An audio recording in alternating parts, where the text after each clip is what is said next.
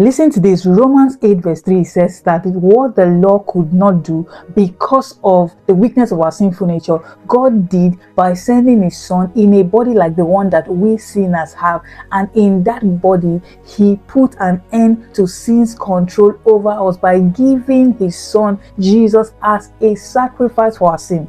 Okay, let's backtrack. So this is what happened. Sin had us in handcuffs. We were slaves to sin, and in that sinful state, we could never save ourselves. So Jesus came in a flesh like the one that we sinners have, but his was without sin, sinless, and so that qualifies him to be able to pay the just requirement for our sin, so that we can be free from this control and bondage of sin. So Jesus took us out of that control and bondage and brought us to his camp where sin has no control. So sis, bro, you can live above sin. You can live above masturbation. You can live above fornication. You can live above cheating. You can live above lying. You can live above sin, because you have been translated out of that place of bondage or slavery. You see, when the thought of sin comes to mind, because we think that we have no choice and that we are under this control of sin and that we cannot come out of it,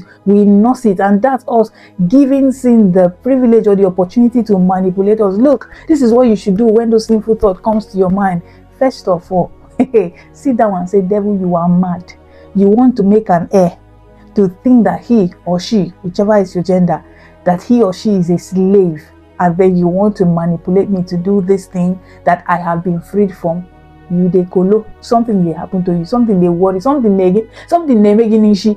That's what you should say. And seriously, if you do this 2, 3, 4 a couple of times, you are going to see that you are beginning to enter into the reality of who you have been saved to be. But first of all, do not forget that the idea of you being translated out of the bondage of sin into righteousness, into freedom, must be a conviction. Now, person will know who he be, where they convinced of this thing, and go feel look there for face and say you dey mad.